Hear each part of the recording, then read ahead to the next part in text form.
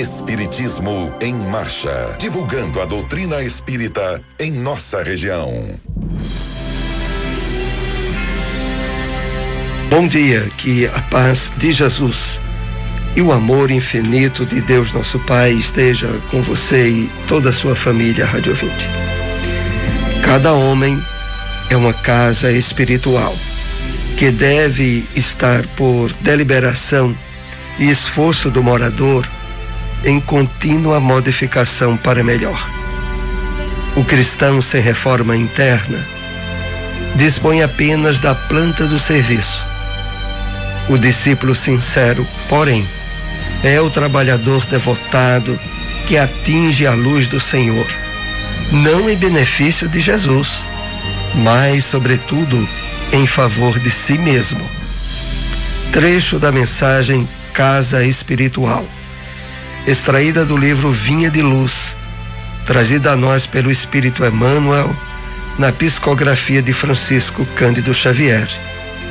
Com ela iniciamos o programa nesta manhã. Espiritismo em Marcha, momento de reflexão. Bom dia, que Deus nosso Pai e o Mestre Jesus abençoe a todos. A mensagem de hoje tem o título Escolha de Provas, do livro Nascer e Renascer, psicografia de Francisco Cândido Xavier pelo Espírito Emmanuel. Estudando o problema da escolha de provações da esfera espiritual para o círculo das experiências humanas, imaginemos um campo de serviço terrestre em que determinado trabalhador é chamado à execução da tarefa específica. De certo que aí dentro vige a liberdade na razão direta do dever bem cumprido. O cooperador com a infelicidade envolve-se em processos de crueldade. Terá limitado a sua independência de ação, de vez que será necessário compreender-lhe a influência em processo adequado de reajuste. Entretanto, se o operário fiel da lavadora satisfaz agora a todos os requisitos das obrigações a que se vê convocado, sem dúvida, plasma em seu próprio favor o direito de indicar por si mesmo o novo passo de serviço na direção do futuro, com pleno assentimento da autoridade superior, que lhe traça o roteiro de lutas edificantes. Assim, além da desencarnação, nem todos desfrutam de improviso a faculdade de escolher o lugar ou a situação em que deva prosseguir no esforço da evolução, porquanto quase sempre é imperioso o regresso às sombras da retaguarda para refazer com sofrimento e lágrimas, amargura e sacrifício, o ensejo perdido de acesso à luz. Se desejas a marcha vitoriosa para lá dos portais de cinza em que se nos renova a visão espiritual, afeiçoa-te com perseverança e lealdade ao próprio dever, dele fazendo o pão espiritual cada dia, porque para alcançar o triunfo e a elevação de amanhã é indispensável consagrar-lhe a nossa atenção desde hoje. Espiritismo em Marcha, agenda. As instituições espíritas em nossa cidade já estão realizando reuniões públicas presenciais, com exceção da Seara Espírita Joana de Ângeles, que continua realizando lives pela internet, nos mesmos dias e horários das palestras públicas. A Fraternidade Espírita Emmanuel voltou a ter suas reuniões públicas presenciais nas quartas-feiras, em um novo horário, a partir das 7:30 da noite. Lembrando também que a Fraternidade Espírita Bezerra de Menezes, que voltou esse mês a alteração no horário de suas reuniões públicas, que passou a ser a partir das 7h30 da noite. Lembramos agora que o uso das máscaras é facultativo aos participantes durante as palestras públicas. O Evangelho segundo o Espiritismo. O Evangelho segundo o Espiritismo, capítulo 16. Não se pode servir a Deus e a Mamon. Desigualdade da riqueza. A desigualdade das riquezas é um dos problemas que inutilmente se procurará resolver, desde que se considere apenas a vida atual. A primeira questão que se apresenta é esta: por que não são igualmente ricos todos os homens? Não o são por uma razão muito simples: por não serem igualmente inteligentes, ativos e laboriosos para adquirir, nem sóbrios e previdentes para conservar. É, aliás, ponto matematicamente demonstrado que a riqueza repartida com igualdade a cada um daria uma parcela mínima e insuficiente, que, supondo efetuada essa repartição, o equilíbrio em pouco tempo estaria desfeito, pela diversidade dos caracteres e das aptidões, que, supondo-a possível e durável, tendo cada um somente com que viver, o resultado seria o aniquilamento de todos os grandes trabalhos que concorrem para o progresso e para o bem-estar da humanidade. Que, admitido desse ela a cada um o necessário, já não haveria o aguilhão que impele os homens às grandes descobertas e aos empreendimentos úteis. Se Deus a concentra em certos pontos, é para que daí se expanda em quantidade suficiente, de acordo com as necessidades. Admitido isso, pergunta-se por que Deus a concede a pessoas incapazes de fazê-la frutificar para o bem de todos. Ainda aí está uma prova de sabedoria e da bondade de Deus. Dando-lhe o livre-arbítrio, quis ele que o homem chegasse, por experiência própria, a distinguir o bem do mal, e que a prática do primeiro resultasse de seus esforços e da sua vontade. Não deve o homem ser conduzido fatalmente ao bem, nem ao mal, sem o que não mais fora senão instrumento passivo e irresponsável como os animais. A riqueza é um meio de o experimentar moralmente, mas como ao mesmo tempo é poderoso meio de ação para o progresso, não quer Deus que ela permaneça longo tempo improdutiva, pelo que incessantemente a desloca. Cada um tem de possuí-la para se exercitar em utilizá-la e demonstrar que o uso, saber fazer dela bem, sendo, no entanto, materialmente impossível que todos a possuam ao mesmo tempo. E acontecendo, além disso, que se a todos a possuíssem, ninguém trabalharia, com o que o melhoramento do planeta ficaria comprometido. Cada um a possui por sua vez. Assim, o que não a tem hoje, já a teve ou terá noutra existência. Outro que agora tem, talvez não a tenha amanhã. Há ricos e pobres, porque sendo Deus justo, como é, a cada um prescreve trabalhar a seu turno. A pobreza é para os que a sofrem a prova da paciência e da resignação. A riqueza é para os outros a prova da caridade e da abnegação. Deploram-se com razão o péssimo uso que alguns fazem das suas riquezas, as ignóbeis paixões que a cobiça provoca, e pergunta-se: Deus será justo, dando a tais criaturas?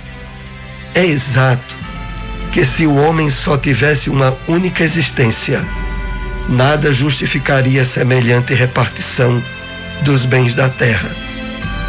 Se, entretanto, não tivermos em vista apenas a vida atual e, ao contrário, considerarmos o conjunto das existências, veremos que tudo se equilibra com justiça. A origem do mal reside no egoísmo e no orgulho.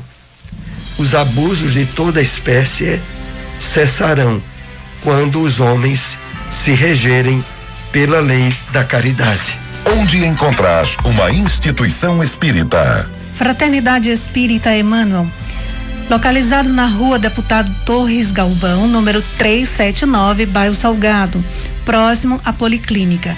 Reuniões públicas quartas às 7h30 da noite. Seara Espírita Maria de Nazaré, localizado na Rua Sertânia, número 196, bairro Boa Vista 2. Reuniões públicas quartas e sábados às 8h da noite. Espiritismo em Marcha, o livro dos Espíritos. Acompanhemos agora a questão 734. Em seu estado atual, tem o homem direito ilimitado de destruição sobre os animais? Resposta dos Espíritos. Tal direito se acha regulado pela necessidade que ele tem de prover ao seu sustento e à sua segurança. O abuso jamais constitui direito. O Espiritismo na Bíblia. Na primeira carta de Paulo aos Coríntios, capítulo 3, versículo 9, lemos: porque nós somos cooperadores de Deus, e vós sois lavoura de Deus, e edifício de Deus. O Espírito Emmanuel comenta essa passagem bíblica no livro Fonte Viva, na mensagem titulada Sementeira em Construção, trazido a nós pela psicografia de Francisco Cândido Xavier. Assim ele nos escreve: asseverando Paulo a sua condição de cooperador de Deus e designando a lavoura e o edifício do Senhor nos seguidores e beneficiários do Evangelho que o cercavam, traçou o quadro espiritual que sempre existirá na terra em aperfeiçoamento. Entre os que conhecem e os que ignoram a vontade divina, se já recebemos da Boa Nova a lâmpada acesa para a nossa jornada, somos compulsoriamente considerados colaboradores do ministério de Jesus, compelindo-nos à sementeira e à construção dele em todas as criaturas que nos partilham a estrada. Conhecemos, pois, na essência, qual o serviço que a revelação nos indica, logo nos aproximemos da luz cristã. Se já guardamos a bênção do Mestre, cabe-nos restaurar o equilíbrio das correntes da vida, onde permanecemos ajudando aos que se desajudam, enxugando algo para os que jazem cegos e ouvindo alguma coisa em proveito dos que permanecem surdos, a fim de que a obra do reino divino cresça, progrida e santifique toda a terra. O serviço é de plantação e edificação, reclamando esforço pessoal e boa vontade para com todos, porquanto, de conformidade com a própria simbologia do apóstolo, o vegetal pede tempo e o carinho para desenvolver-se, e a casa sólida não se ergue num dia. Em toda parte, porém, vemos pedreiros que clamam contra o peso do tijolo e da areia, e cultivadores que detestam as exigências do abuso e proteção à planta frágil. O ensinamento do Evangelho, contudo, não deixa margem a qualquer dúvida. Se já conheces os benefícios de Jesus, és colaborador dele na vinha do mundo e na edificação do espírito humano para a eternidade. Avança na tarefa que te foi confiada e não temas. Se a fé representa a nossa coroa de luz, o trabalho em favor de todos é a nossa bênção de cada dia. Onde encontrar uma instituição espírita? Centro Espírita Lar de Jesus, localizado na Terceira Travessa Clara Nunes, número 132, rua por trás do Colégio Jesuína, bairro São João da Escócia. Reuniões públicas, domingos e quartas, às 8 horas da noite. União Espírita Vinha de Luz, localizado na rua Boa Viagem, número 70, bairro Petrópolis. Reuniões públicas, sábados, às 8 horas da noite. Espiritismo em Marcha. Apresentação: Soares e Silmara. Então, novamente estamos aqui com você, rádio ouvinte, nessa parte de perguntas e respostas para aprofundarmos o nosso entendimento da doutrina espírita. Então, nós estamos tendo agora essa mudança estabelecida pelo governo do estado, aonde em ambientes fechados, à exceção de hospitais, ônibus e escolas, é facultativo o uso da máscara. Facultativo, isso quer dizer que usa quem achar conveniente de usar. A recomendação face a essa pandemia que ainda continua matando pessoas em todo o Brasil, tá certo que diminuiu bastante, mas ainda está havendo muita morte, é de que tenhamos ainda os cuidados possíveis, principalmente em questões de aglomerações, sobre o uso de máscaras, que, como ficou comprovado, faculta um certo nível de proteção. Tá certo que o mais importante é a vacinação. A essa altura, nós temos tido cada vez mais relatos de que a grande maioria que tem falecido é devido não ter tomado o ciclo das doses da vacina. Ou não tomou vacina nenhuma, ou tomou apenas uma vez. Mas a vacina ainda é, de forma constatada em todo o Brasil, em todo o mundo, o elemento mais protetivo para combatermos a transmissão e evitarmos o contágio da pandemia do coronavírus. Bom, vamos agora para uma das questões relacionadas aos temas que abordamos nessa manhã. Como podemos entender a expressão de Emmanuel, cada homem é uma casa espiritual? Na abertura do programa, na mensagem Casa Espiritual, que faz parte do livro Vinha de Luz, Emmanuel, em um dos parágrafos, nos traz esse ensinamento. Cada homem é uma casa espiritual. Vejamos bem nessa expressão de Emmanuel. Todos nós, independente de religião, e até aqueles que nem acreditam em Deus, todos nós essencialmente somos espíritos. E nessa essência que nos caracteriza, é estabelecido essa casa espiritual. Resultado dos hábitos mentais, emocionais, da nossa maneira de nos comportar, do nosso comportamento no dia a dia. Tudo isso estabelece a característica dessa casa espiritual. Só que é um ponto aqui importante de distinguir, quando Emmanuel continua dizendo o seguinte, que deve estar por deliberação e esforço do morador em contínua modificação para melhor.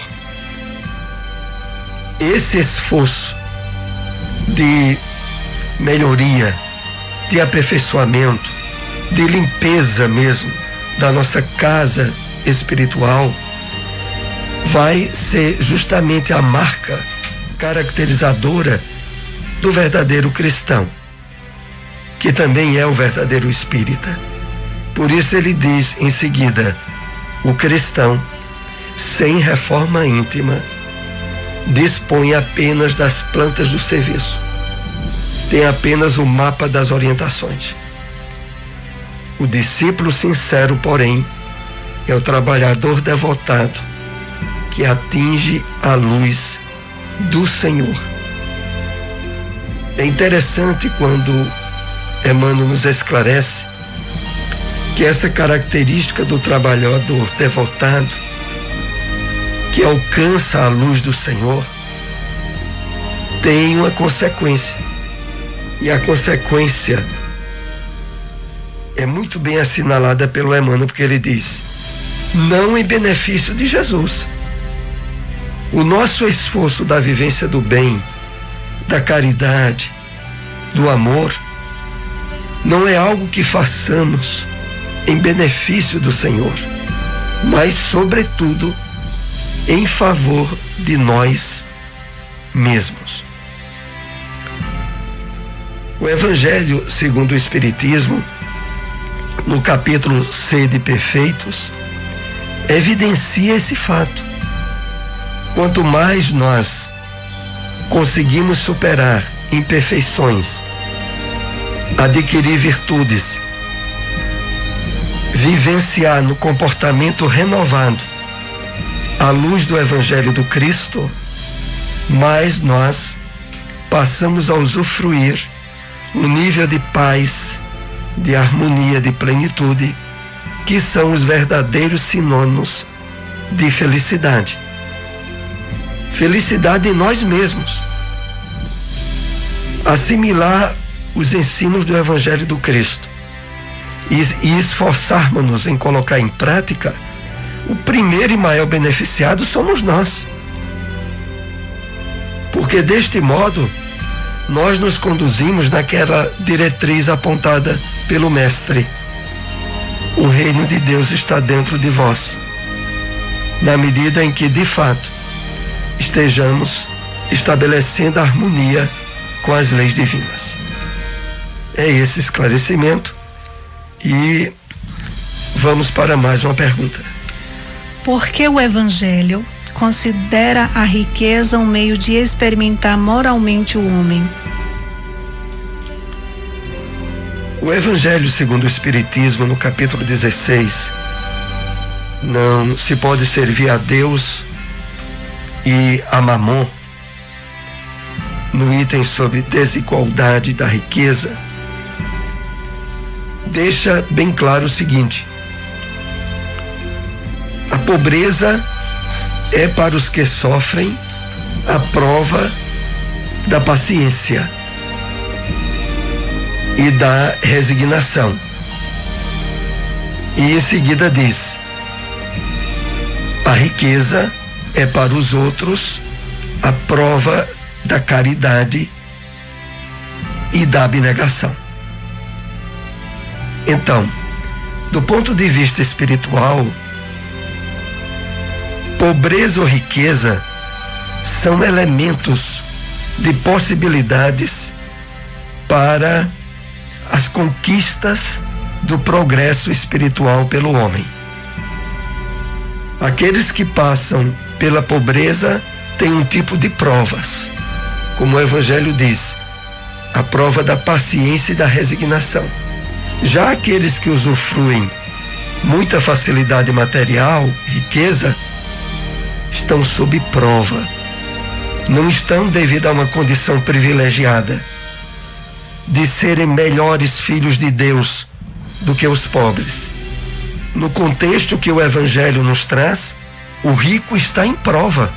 E os dois maiores elementos de queda para aqueles que usufruem a riqueza está justamente nas paixões ignóbeis, na cobiça que o excesso de bens produz.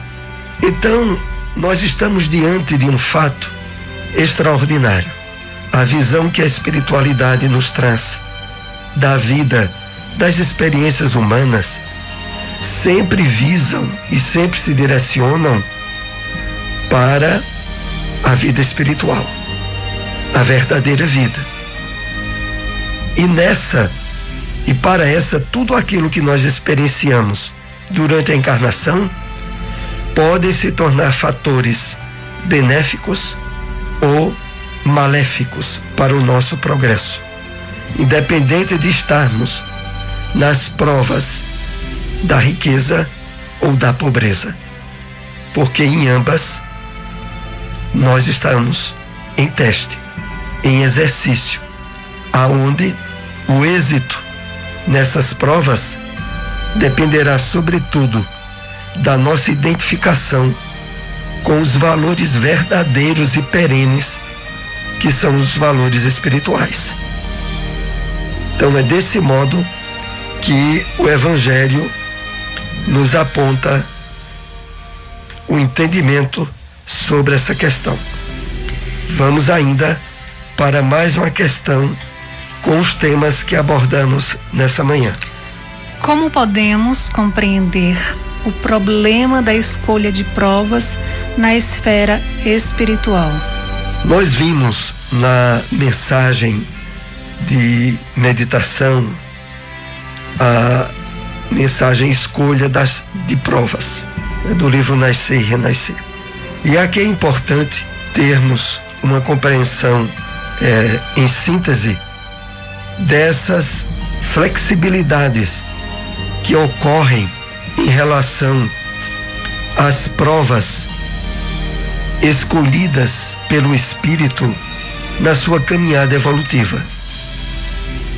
Primeiramente, todos nós fomos criados simples e ignorantes, espiritualmente falando.